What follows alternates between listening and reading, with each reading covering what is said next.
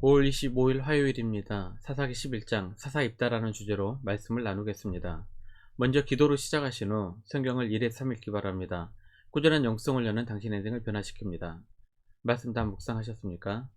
첫 번째, 사사입다 1절입니다. 길르앗 사람 입다는 큰 용사였으니 기생이 길르앗에게서 낳은 아들이었고, 입다에게는 가슴 아픈 출생의 비밀이 있었습니다. 그것은 그가 기생 아들이라는 것입니다. 아마도 아버지 길르앗이 그를 집으로 데려온 것 같습니다. 입다는 결국 길르앗의 본처가 낳은 아들들에 의해 쫓겨나 돕이라는 곳에서 정착을 하게 됩니다. 타 지파로 피해 평생을 살다 죽은 사사 돌라의 모습이 겹쳐집니다. 그런데 입다에게는 사람들을 끌어들이는 지도력이 있었던 것 같습니다. 3절입니다. 이에 입다가 그의 형제들을 피하여 돕 땅에 거주하며 잡류가 그에게로 모여와서 그와 함께 출입하였더라. 잡류라고 하면 불량배나 깡패를 말합니다. 아니면 입다처럼 뭔가 사정이 있어 떠돌이 생활을 했던 사람들일 수도 있습니다. 입다의 출생은 천했지만 사람들도 많이 따랐고 큰 용사로 이름을 날리게 되었습니다. 그래서 길르앗 장로들이 암몬의 위기에 다급해 입다를 찾아갑니다. 5절입니다. 암몬 자손이 이스라엘을 치려할 때에 길르앗 장로들이 입다를 데려오려고 돕 땅에 가서 암몬 자손과 전쟁을 해야 하는데 군사적인 지휘관이 되어달라는 요청을 합니다. 이 요청에 입다는 이렇게 말합니다. 7절입니다. 입다가 길르앗 장로들에게 이르되 너희가 전에 나를 미워하여 내 아버지 집에서 쫓아내지 아니하였느냐? 이제 너희가 환난을 당하였다고 어찌하여 내게 왔느냐 하니라. 입다는 자신을 쫓아냈던 사람들에 대한 서운한 감정을 드러냅니다. 하지만 결국 승낙을 하고 이스라엘로 돌아옵니다. 지금까지 살펴본 사사들 중 거의 대부분이 문제가 있었던 사람들이었습니다. 입다도 출생의 문제를 가지고 있었지만 결국 때가 되어 이스라엘의 사사가 되게 됩니다. 사사가 되기 전까지 입다의 마음은 어떠했을까요? 버려졌다는 배신감과 분노와 상처 속에 살았을 것입니다. 고향에서 쫓겨나 생면부지의 땅에서 얼마나 긴 고난의 시간을 보냈을까 상상해 봅니다. 하지만 그 가운데에서도 하나님 신앙을 유지하고 있었습니다. 11절입니다. 이에 입다가 길르앗 장로들과 함께 가니 백성이 그를 자기들의 머리와 장관을 삼은지라. 입다가 미스바에서 자기의 말을 다 여호와 앞에 아뢰니라. 살다 보면 우리의 의지와는 상관없이 어려운 처지에 놓일 때가 있습니다. 하지만 어떤 어려운 형편과 상황도 절망의 이유가 되질 못합니다. 우리가 믿는 하나님은 소망의 하나님이시기 때문입니다. 로마서 5장 3절에 4절입니다. 다만 이뿐 아니라 우리가 환난 중에도 즐거워하나니 이는 환난은 인내를, 인내는 연단을, 연단은 소망을 이루는 줄 알미로다. 입다가 자기 가족과 자기 동족으로부터 버림받아 멀리 돕 땅으로 가야만 했을 때 그의 마음에 얼마나 큰 분노와 상처가 있었겠습니까? 하지만 입다는 낙심하지 않았습니다.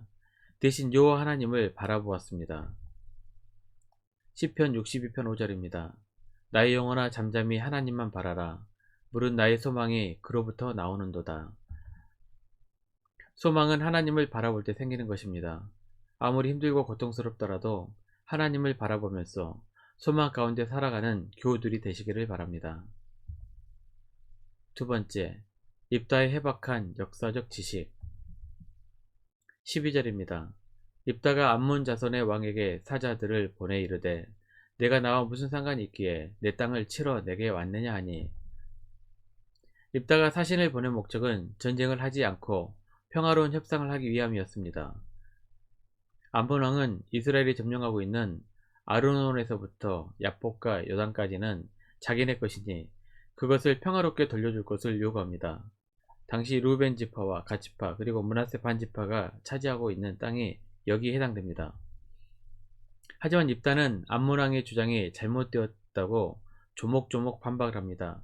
그 내용이 14절부터 27절까지입니다. 입다는 단순히 힘만 센 깡패가 아니었습니다. 준비된 지도자였습니다. 하나님의 때를 만나지 못해 빛을 보지 못했을 뿐입니다. 지도자는 준비되어 있어야 합니다. 특별히 성경의 역사를 해박할 정도로 깃들고 있어야 합니다. 평면을 통해 그리고 이번 주부터 시작될 성경 맥작기를 통해 성경의 역사를 잘 공부하시기를 바랍니다. 입다는 역사적 사실을 설명하면서 모압과 암몬 자손의 땅을 점령한 적이 없다고 주장합니다. 지금 요단 동편에 차지하고 있는 땅은 아모리 왕 시온과의 전쟁을 통해 아모리 족속에게 취한 땅일 뿐이라는 것입니다. 21절입니다. 이스라엘 하나님 여호와께서 시온과 그의 모든 백성을 이스라엘의 손에 넘겨주심에 이스라엘이 그들을 쳐서 그 땅 주민 아모리 족속의 온 땅을 점령하되, 또한 이스라엘이 그곳에 머무른 지 300여 년이 지났는데 정말 그 땅이 암몬의 영토라면 왜 그동안 되찾지 않았느냐고 반문을 합니다. 26절입니다. 이스라엘이 헤소본과 그 마을들과 아로엘과 그 마을들과 아르논 강가에 있는 모든 성읍에 거주한 지 300년이거늘 그동안에 너희가 어찌하여 도로 찾지 아니하였느냐. 입다는 해박한 역사적 지식을 가지고 암몬 왕의 주장처럼 이스라엘이 어떤 땅도 뺏지 않았음을 증명했습니다. 하지만 서로의 주장은 받아들여지지 않았고 결국 전쟁을 하게 됩니다. 세 번째, 성령의 권능. 29절입니다. 이 여호와의 영이 입다에게 임하시니 입다가 길르앗과 므낫세를 지나서 길르앗의 미스베에 이르고 길르앗의 미스베에서부터 암몬 자손에게로 나아갈 때, 우리가 사사기에서 반복하여 보게 되는 일은 사사들이 전쟁에 나가기 전에 하나님의 영이 그들에게 임하시는 경험을 한다는 것입니다. 사사들은 자기 힘으로 싸운 것이 아니었습니다. 성령의 능력이 임하기 전에는 그들 역시 평범한 사람들이었습니다. 그런데 성령이 그들을 완전히 바꾸어 놓으셨습니다. 미련한 자를 지롭게 만드셨고 비겁한 자를 용기 있게 하셨으며 무능한 자를 권능으로 옷 입혀 주셨습니다. 이 말씀은 오늘 우리가 왜 성령을 사모해야 하는지, 성령 충만해야 하는지를 분명하게 알려줍니다. 감사하게도 성령께서는 늘 우리와 함께 하십니다. 요한복음 14장 16절에서 17절입니다.